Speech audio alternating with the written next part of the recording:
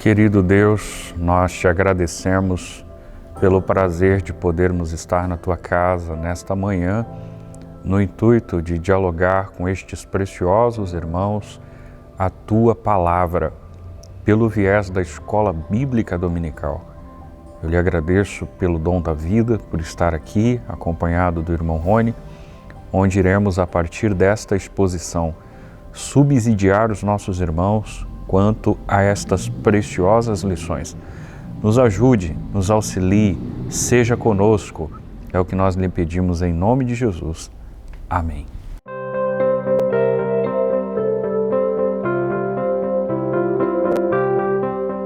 Olá, queridos, paz do Senhor Jesus. Eu sou seu irmão em Cristo, Diego Fonseca, e nós somos a Igreja Evangélica Assembleia de Deus Ministério do Belém, no campo de Presidente Prudente, oeste do estado de São Paulo. Igreja esta presidida pelo pastor Samuel Padilha de Siqueira. É uma satisfação enorme, imensa, contar com a sua interação nesta programação. Eu quero lembrar você que ainda não é inscrito neste canal, se inscreva, AD Prudente Oficial, aqui na plataforma do YouTube. Acesse a playlist, visite esta aula, deixe o seu like, ative o sininho das notificações para que você seja informado a cada vídeo novo e também você pode registrar o seu comentário, a sua dúvida abaixo deste vídeo. Hoje, infelizmente, nós não temos aqui a participação do nosso amigo Júnior Santiago. Está tudo bem com o Júnior, com a sua esposa, com seus filhos. Eles estão cumprindo o isolamento, mas cremos que na próxima, querendo Deus, estaremos juntos aqui para continuarmos com estas exposições. Hoje, inclusive, nós vamos dialogar a lição de número 8, que fala exatamente sobre Naamã curado da lepra. Existem algumas leituras iniciais, costumeiras, que você pode acompanhar aí no seu caderno de exposições. 2 Reis, capítulo 5, versículo 14, registra o texto áureo de hoje. Então, desceu e mergulhou no Jordão 7 vezes, conforme a palavra do homem de Deus.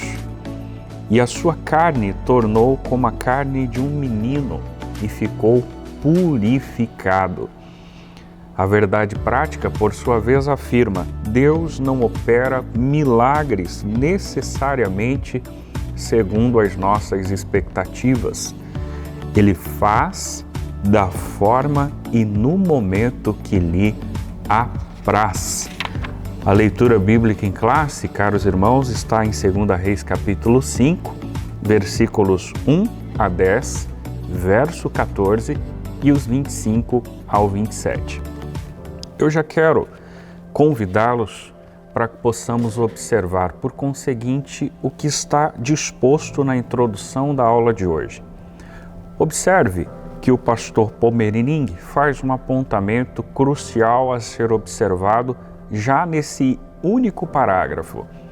A cura da lepra de Naamã nos revela que os métodos de Deus nem sempre são fáceis de compreender. Ora, irmãos, cabe, portanto, notando esta introdução, destacar como paráfrase deste apontamento feito pelo pastor Pomerining, uma citação que se restringe ao capítulo 55 do livro do profeta Isaías. Versículos 8 e 9 me faz lembrar uma citação muito prudente e pertinente que se associa àquilo que o pastor Clayton acabou de pontuar. Nestes textos, percebam que o profeta dizia: os caminhos e os pensamentos de Deus não são os mesmos que os nossos caminhos e os nossos pensamentos. Aliás, o versículo de número 9 evidencia que os caminhos e pensamentos de Deus não só não são iguais, como são mais altos do que os nossos. Acredito que isso comprova o que o pastor Clayton, muito embora em um outro contexto, pretendeu nos apresentar introdutoriamente. Agora, o tópico de número 1 nós temos um título muito sugestivo considerando o tema da lição de hoje. Percebam, senhores, que este tópico apresenta pelo menos 3 itens a serem abordados e a titularidade é Naamã, o chefe do exército sírio. O primeiro apontamento dentro dessa abordagem é o comandante honrado. Percebam, os senhores, que vale fazer aqui inicialmente, dentro dos comentários feitos pelo pastor Pomerining, uma distinção de território, o que é muito comum de se confundir quando lemos estas duas expressões territoriais. Eu me refiro à expressão Síria e Assíria. São 2 territórios muito parecidos, mas antônimos, distintos. Enquanto a Síria tem a sua capital em Damasco, a Assíria tem a sua capital em Nínive. Ambas estão ao norte de Israel. No entanto, a Assíria, é a responsável por um futuro próximo, 722, levar cativo e trazer pessoas para miscigenação em Samaria. Síria é exatamente o território onde se contempla o comandante honrado chamado Naamã.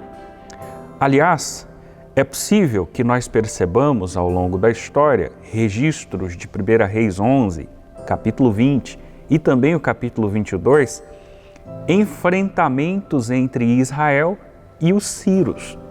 Percebam vocês, inclusive, que este último capítulo que me referi, o capítulo 22, verso 31, nós temos exatamente a morte do rei Acabe pela mão dos sírios.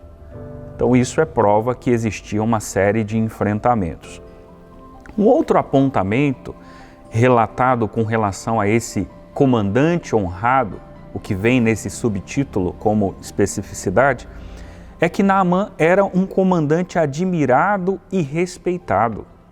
Se você retroceder à leitura bíblica em classe, com especificidade o versículo de número 1 do capítulo 5, você vai perceber que nós temos aqui inúmeras qualidades destinadas a este sujeito. Um grande homem diante do seu senhor, de muito respeito, homem valoroso, porém, no entanto, entretanto, contanto, todavia, leproso. Agora, nós precisamos também seguir com essa exposição e perceber que ainda no tópico 1 existe um outro item relevante a ser abordado. O item 2 fala sobre a escrava, uma testemunha de Deus. Aqui nós percebemos que em uma das incursões, em um dos conflitos que existira entre os sírios e Israel, Naamã fez uma menina de escrava e essa garota agora está aos cuidados de sua mulher. Percebam vocês que nós não podemos ler esse relato pelas lentes contemporâneas, uma vez que no Brasil o regime escravocrata foi abolido em 1888 com a Lei Áurea, e ler este relato pelas lentes contemporâneas é logo construir juízos fora de um aspecto cultural sobre Naamã. Para aquela realidade contextual era muito comum esse regime escravocrata, inclusive envolvendo mulheres e crianças. Agora notem vocês que o próprio apontamento do item 2 feito pelo pastor Clayton, nós notamos que a garota, vendo o sofrimento do seu senhor, sugeriu à esposa de Naamã que ele fosse se encontrar com um profeta de sua terra, que seria o profeta Eliseu. Isto me chamou muito a atenção porque, em tese, não é comum na relação escravo-senhor haver empatia. E nós percebemos que essa garota demonstra empatia pelo seu senhor ao se preocupar com as suas deficiências, com a sua lepra, o que nos leva a entender implicitamente que possivelmente Naamã dispunha de bons cuidados a ela, de modo que ela tenta ser recíproca, lembrando a mulher de Naamã que na sua terra existia um homem de Deus.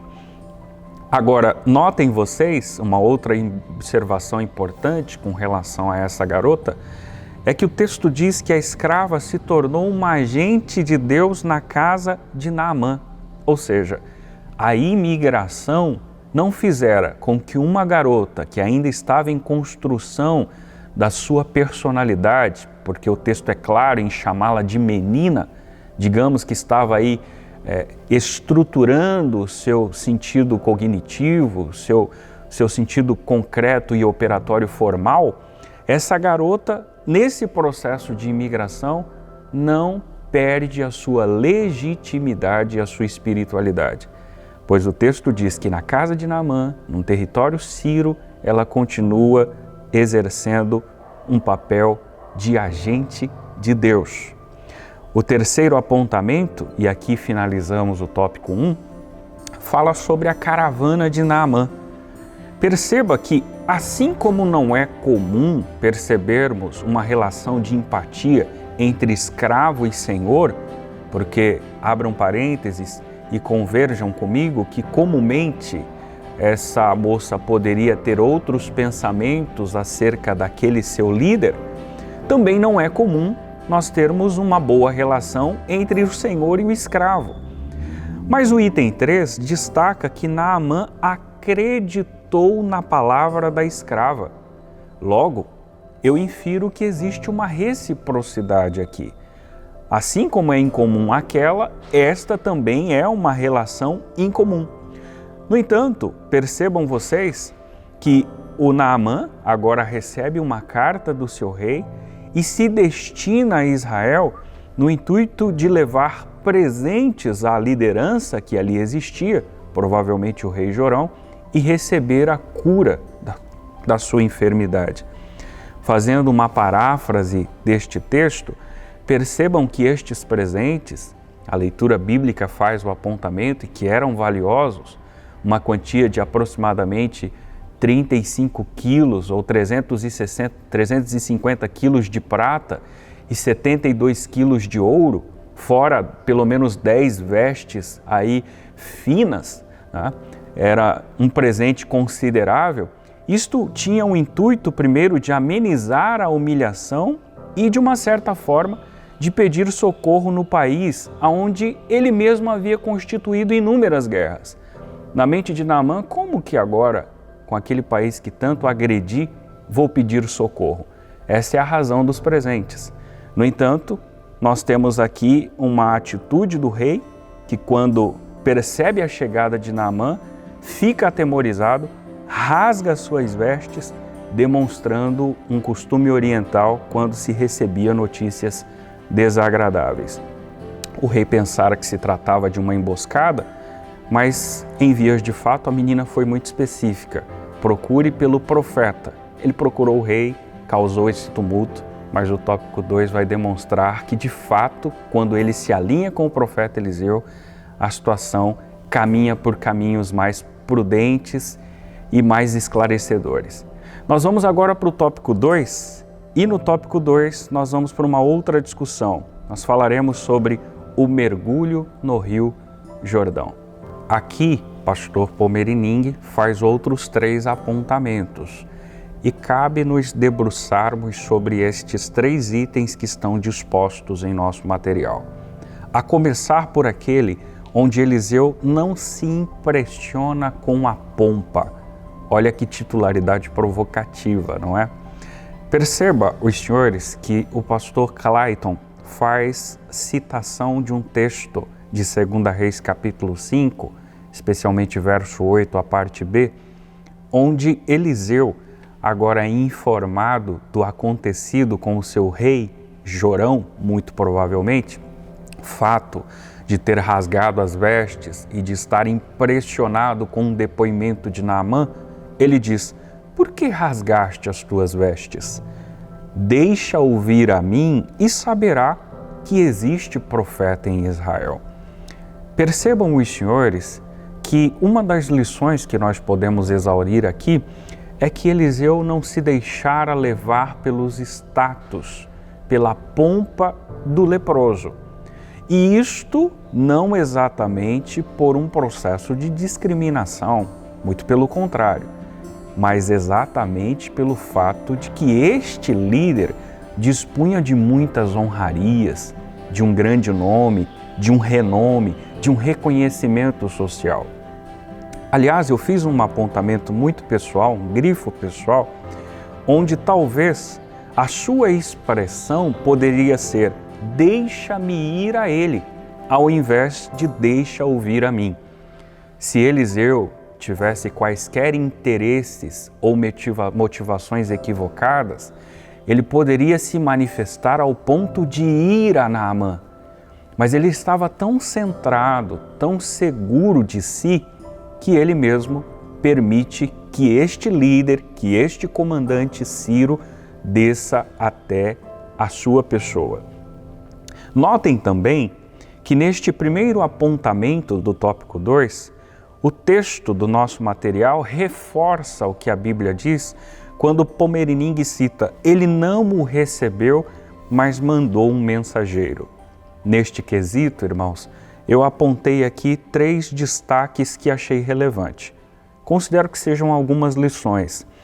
A primeira delas, não é um fato exclusivo um mensageiro intermediar um recado de um profeta. Não é uma exclusividade do registro de 2 Reis, capítulo 5. Se você folhear a 1 Reis e o próprio início de 2 Reis, você vai encontrar exemplos, por exemplo, de Elias e Acabe, quando o seu moço intermediara recados ao rei. Você vai se deparar com o relato de Eliseu e a Sunamita, onde Geazi fizera intermediações do profeta com essa senhora. Portanto, o fato de utilizar o interlocutor na relação não é um fato exclusivo de 2 Reis capítulo 5. Esse método foi utilizado por Elias e também já havia sido utilizado pelo próprio Eliseu. Agora, uma segunda lição que isto nos deixa é que nós não devemos ter esse episódio como doutrina de tratamento. É preciso existir cordialidade e acolhimento nas relações. Eu digo isto porque alguma pessoa pode ler este texto de maneira isolada e achar que, por ser um, abre aspas, homem de Deus, o seu trato e o seu acolhimento deve ser ipsis literis igual ao de Eliseu. Não é isso, não é essa a proposta. Existe um contexto muito exclusivo aqui. Existe uma realidade desse tratamento de Eliseu a Naamã, da qual nas entrelinhas podem ser interpretadas. Naamã estava demonstrando, Eliseu estava demonstrando a Naamã, melhor dizendo, que o seu Deus o tratava de uma maneira diferente. Não exaltava as figuras humanas, não dava a eles as honrarias que eles esperavam receber. Portanto, para nós, no contexto odierno, não devemos levar isso como regra de tratamento. Ora, já que sou um homem de Deus, preciso me assemelhar a Eliseu e tratar as pessoas como Eliseu tratara. Cuidado, não houve destempero aqui. Houve uma realidade contextual, cultural, muito séria e que precisa ser analisada à parte, como uma cultura e não como uma doutrina. Uma terceira lição que isto nos registra, a meu ver, é uma relação que faço com o que Tiago, capítulo 2, versículo 2, registra. Quando você lê esta passagem que me referi, você percebe que o apóstolo discorre acerca do cuidado com a acepção de pessoas. Por quê? Porque o trato deve ser igualitário. Possivelmente, Eliseu, que dispunha esse tipo de tratamento a Naamã, disporia o mesmo tratamento para alguém que não tivesse as mesmas honrarias deste sujeito. Naamã, por conta da sua condição e posição, era um homem bem-sucedido, mas aquele mal-sucedido receberia possivelmente o mesmo tratamento de Eliseu, o que nos prova que no contexto odierno, o nosso trato, a nossa relação com a sociedade, com as pessoas, com a igreja, com a comunidade, ela deve ser uma relação igualitária. Nós não devemos fazer acepção entre este e aquele por uma questão de classe social, por uma questão étnica, por uma questão racial. Muito pelo contrário, nós devemos ter um espírito igualitário. Agora notem os senhores que o item 2 reflete sobre a decepção e a cura de Naamã. Perceba que o comandante sírio, aponta ao pastor Clayton, esperava que o profeta recebesse-o com honras, tocasse as mãos, mas a ordem foi que ele mergulhasse 7 vezes no Jordão. O Champlin, no seu comentário bíblico, faz um apontamento interessante. Ele diz que nas fantasias de Naamã, ele aguardava que o profeta saísse ao seu encontro, se inclinasse, trocassem longos cumprimentos e saudações como era costumeiro na região oriental, mas na verdade isso além de não acontecer, Eliseu sugere que ele mergulhe no lamacento rio de Vale, a saber, o Rio Jordão. A prova disso é uma prova histórica e geográfica, né, em relação aos elementos do Rio Jordão, e a outra prova é que o próprio Naamã, já bem triste, abatido com a falta de receptividade do profeta, inclusive induz os rios que existiam na sua terra.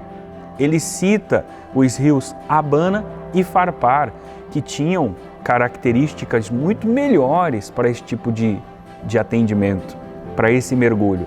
O profeta não o atende e ainda pede para que ele mergulhe em um rio lamacento, que era o Rio Jordão, mas que seria o sinal do seu milagre. Notem os senhores que a prova do sinal do milagre está no rodapé, digamos assim, do item 2, pois o texto diz que o comandante, ao mergulhar 7 vezes neste Rio Jordão, tem a sua pele como uma de uma criança e fica absolutamente purificado da lepra. O item 3, para finalizarmos o tópico 2, perceba que Pomerining discute de um Deus que ainda opera milagres e não misticismos. Olha só, há um apontamento feito nesse item 3 que eu queria observar com vocês. O autor diz assim: tal fato não nos dá o direito de usar uma forma de numerologia em nossos cultos ou campanhas intermináveis. Qual fato? Os 7 mergulhos de Naamã, que se tornaram aí clichê para campanhas, né? Inclusive com a mesma titularidade. E confessem os senhores, e também cheguem à mesma conclusão que eu, que algumas pessoas participarão destas campanhas, destes 7 dias pré-estabelecidos, e não receberão o seu milagre. Haja vista que Jesus, em Lucas 4:27, dissera que nos dias de Eliseu, muitos leprosos havia em Israel, mas apenas Naamã, o sírio, fora purificado. Então nós devemos ter muito cuidado com essa ideia da numerologia. Por quê? Porque existe uma religiosidade mercadológica que explora o medo, vende bens em nome de Deus e torna o próprio Deus um bem a ser comprado. O poder de Deus, ouça isso, transcende a numerologia, transcende a simbologia e transcende quaisquer superstições. Pois bem, meus irmãos, o tópico 3 fala sobre o Geazi, que é acometido da lepra. Olha que fator curioso. Iniciamos discutindo sobre lepra, mas em uma outra personagem, a saber, Naamã, e concluímos falando sobre lepra agora no servo de Eliseu. Por que isso acontecera? Eu sei que você, leitor da Bíblia, sabe muito especialmente o que aconteceu aqui, mas vamos ver a partir das lentes do pastor Clayton quais são os apontamentos sugeridos a serem destacados na aula do próximo domingo. Primeiro, nós temos aí a rejeição dos presentes. Essa rejeição, naturalmente, fora uma atitude do profeta Eliseu. Os senhores são sabedores.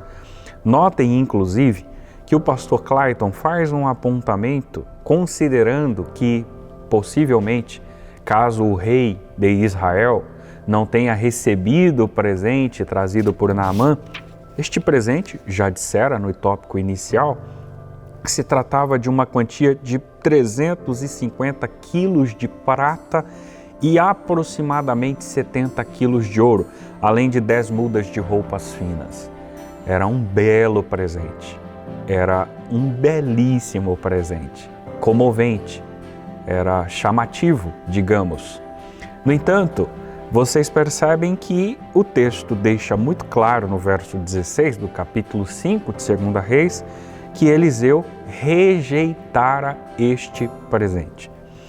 Observe como esta atitude, nós precisamos nos debruçar sobre isto também e termos cautela nas inferências, deduções e análises que fazemos a partir dela. Observem, os senhores, que com essa atitude do profeta Eliseu, ele vai provar a Naamã que o Deus de Israel é um Deus que se distingue de fato dos deuses sírios. Ora, Jeová cura gratuitamente. Você é sabedor disso. O nosso Deus, ele executa a cura de uma maneira gratuita, é de graça. Ele não cobra por isso. O nosso Deus não pede esmolas por isso. Quando Eliseu rejeita esse presente, ele está nas entrelinhas dando uma lição a Naamã de que o seu Deus e ele, enquanto representante, não dependiam daquelas contribuições para que o milagre acontecesse. Agora, uma análise precisa ser também feita a partir deste apontamento. Qual é essa análise? Note que Eliseu, este mesmo profeta, no contexto do capítulo 4, leia aí com mais atenção, lá em Sunem, ele vai ser hospedado e cuidado por uma senhora, junto ao seu marido, a senhora que a Bíblia chama de sunamita. Perceba que Eliseu permitirá ser cuidado e hospedado por essa senhora. Então, antes de fazermos deduções e inferências equivocadas sobre um profeta, um homem de Deus, um líder, receber um presente por isto ou por aquilo, perceba que essa análise de Naamã é uma análise específica. Ela não pode ser colocada como doutrina, como regra. Senão, você vai deixar de abençoar o seu líder, o seu pastor, o seu dirigente, a pessoa com a qual você estima. E não é essa a ideia que está sendo aplicada no texto. Existe uma regra contextual aqui. E esse episódio precisa ser analisado friamente e isoladamente.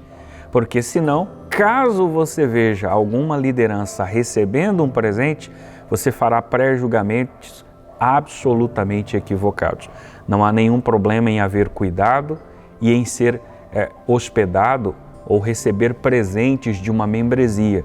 O caso é específico, é um relato de Naamã onde o profeta Eliseu resolve intrinsecamente, nas entrelinhas, dar a ele uma lição de que o Deus Jeová não dependia daquelas contribuições. Agora, isto posto, nós percebemos que o item 2, na mesma proposta, dialoga sobre os homens de Deus que não se deixam vender. Perceba que item 1 e item 2 do tópico 3 estão entrelaçados. Eu faço aqui apenas um recorte da fala do pastor Pomerining. Ele diz que a atitude de Eliseu ao recusar o presente de Naamã revela o comportamento de quem não vende a si mesmo ou as bênçãos de Deus. E isto vale destacar que comumente na atual conjuntura, no contexto odierno, infelizmente nós temos pessoas que tanto vendem a si mesmos quanto vendem as bênçãos de Deus. Você já deve ter visto aí, através da mídia, quantas pessoas comercializando o milagre, vendendo isto e aquilo como uma espécie de amuleto, para que este ou aquele sujeito receba a sua cura. Nós já dissemos e eu reafirmo, o nosso Deus o faz gratuitamente. E quem assim age em desacordo com a palavra de Deus. Na realidade, estão prestando um desserviço. Nós não fomos chamados para vender o Evangelho. O Evangelho é dado de graça e Deus o faz em sua soberania quando Ele bem entende, quando Ele bem quer. O item 3, eu finalizo o tópico 3, destacando por ganância, Geazi é acometido da lepra. Aqui nós temos um relato ressaltado dos versos 21 a 24 do segundo livro de Reis, mas para ser mais específico, note que o pastor Clayton aborda neste item dizendo: Geazi, visando o bem material, mentiu ao comandante sírio, traiu Eliseu e desonrou a Deus. Olha como este sujeito toma atitudes absolutamente descabidas, né? Há um apontamento, inclusive, feito pelo pastor Matthew Henry, o grande comentarista, né, que faz aí abordagens do Antigo Testamento. Matthew Henry diz que aqui nós temos um sujeito que de fato demonstrara o amor ao dinheiro. E este é a raiz de todos os males. Inclusive, nós percebemos a partir dessa exposição que Geazi comete o pecado de avareza, de fraude, deprecia superiores e jura dolosamente pelo Senhor. Eliseu, que dispunha de uma intimidade muito fina com Deus, é agora informado por este espírito do que ocorrera, e este sujeito, a saber, Geazi, é acometido de uma lepra e sai diante do profeta branco como a neve, o que era um elemento, um resquício, uma aparência que comumente se demonstrava quando alguém era acometido pela lepra. Muito bem, meus irmãos, assim nós concluímos a lição de hoje. Nós estamos dialogando nesse corrente trimestre o plano de Deus para Israel em meio à infidelidade da nação, e hoje nós discutimos a partir de uma personagem conhecida, a figura de Naamã. O que fica como fator conclusivo é que a cura de Naamã nos mostra que Deus está disposto a perdoar e salvar a todos, independentemente de posição social ou nacionalidade. Embora o contexto seja veterotestamentário, pelas lentes do Novo Testamento, isto se chama graça. A Bíblia diz em João capítulo 1, verso 12, que o Senhor Jesus veio para o que era seu, mas os seus não os receberam. Mas a todos quanto receberam, deu-lhes o poder de serem feitos filhos de Deus, aos que creem no seu nome. Nós fomos enxertados, éramos gentios, mas encontramos a Cristo e fomos enxertados no seu corpo. Assim como houvera graça, misericórdia para com a vida de Naamã, de igual modo houvera graça e misericórdia para conosco.